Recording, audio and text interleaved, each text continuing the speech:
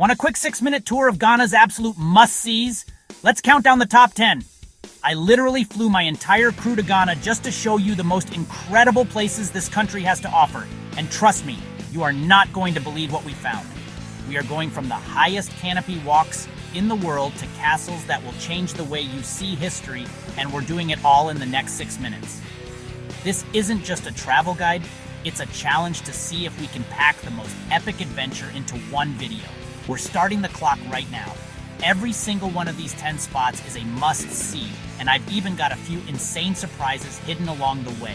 We're talking about swimming under massive waterfalls, walking with elephants, visiting a village that floats on water. It's going to be absolutely wild. I want you to feel like you're right here with me, experiencing every single moment. So buckle up. This will be the fastest, most insane tour of Ghana you have ever seen. Get ready to have your mind blown. From the bustling beaches of Accra to the sacred monkey sanctuaries deep in the forest, we are not skipping anything. This is the ultimate Ghana bucket list, and we're checking off every single item at lightning speed. By the end of this video, you'll know exactly where you need to go on your next trip. Let's kick things off with our number 10 spot. This is crazy. All right, for number 10, we are starting this challenge literally hundreds of feet in the air. This is Kakum National Park. That right there is the famous canopy walkway. It's a series of 7 hanging bridges over the rainforest. It is absolutely terrifying and amazing at the same time. You are walking above the trees with a view that is just unbelievable. I challenge my cameraman to a race across.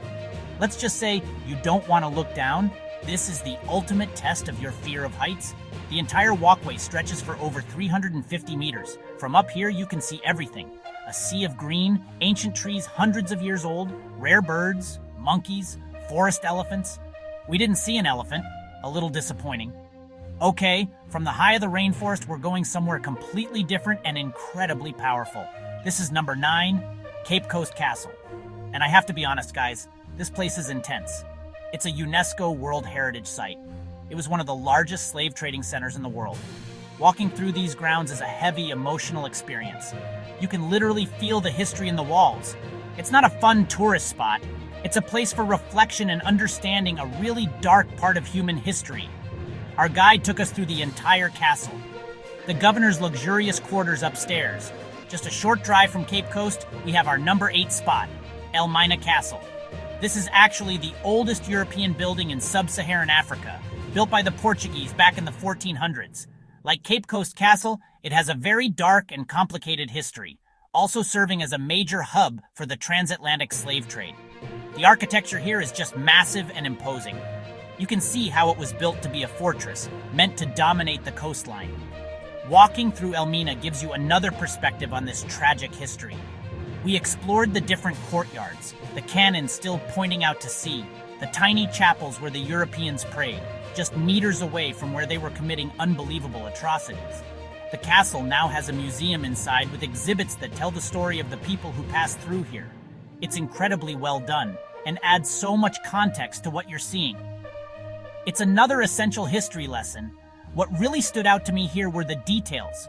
You can see the different layers of history, Portuguese construction, Dutch modifications, and British modifications.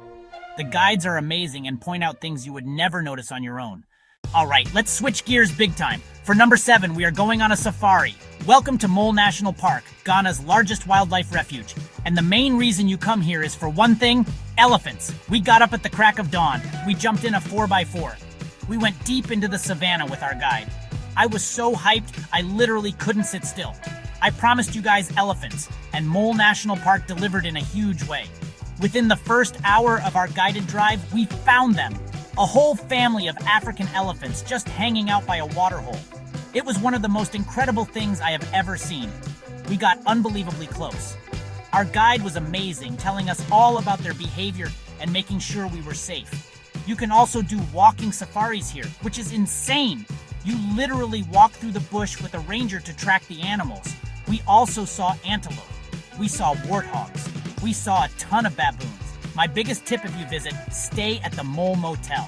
It's right inside the park. It has a viewing platform that overlooks a man-made waterfall. Get ready to get wet. For number 6, we're visiting the tallest waterfall in all of West Africa. This is Wali Waterfalls, and it is absolutely spectacular.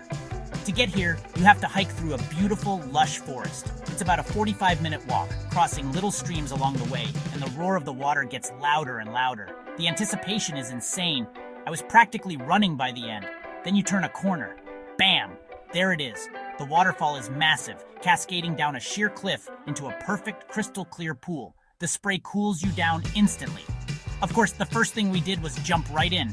We are halfway through the countdown, and for number 5, we're visiting one of the largest man-made lakes in the entire world. This is Lake Volta. It covers almost 4% of Ghana's land area. It's a massive, endless body of water. The best way to experience it is to get out on a boat. We chartered a local boat for a few hours and cruised around. The scenery is absolutely stunning. It's so peaceful and quiet out on the water. The lake was created in the 1960s by the construction of the Akosombo Dam. Okay, this next one is one of the most unique places I have ever been in my life. For number 4, we are visiting in Zulezo, a village built entirely on stilts over a lake. To get here, you have to take a canoe for about 1 hour, paddling through this incredible wetland forest. The journey itself is an adventure.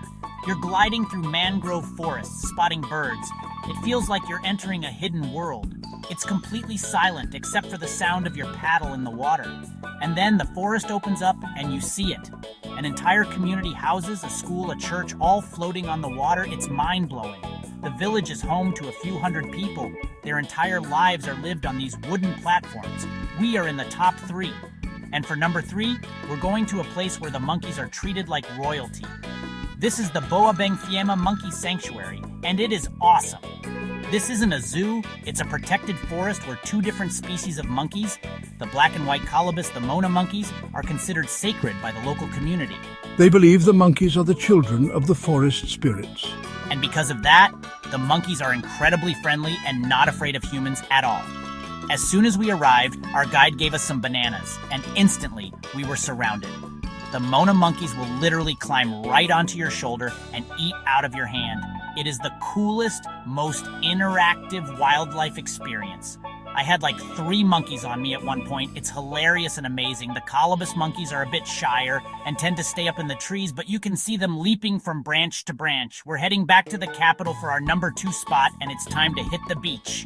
This is Labadi Beach, the most popular and liveliest beach in Accra. Pure energy. During the day, relax, go for a swim ride, horses along the shoreline. You can literally rent a horse and gallop with waves crashing beside you. We did it. Epic. Labadi comes alive late afternoon and at night, especially weekends. The whole place becomes a massive party. Street food vendors everywhere, grilled tilapia, spicy kebabs. And our number 1 must-see destination in Ghana is the Kwame Nkrumah Mausoleum and Memorial Park. This is more than just a monument. It's the heart of the nation's pride and history.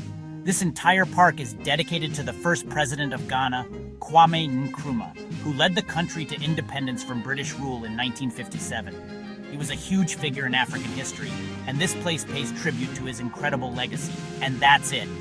We did it. 10 of the most incredible destinations in Ghana in just about 6 minutes. I hope this inspired you to see it for yourself. Subscribe for more quick travel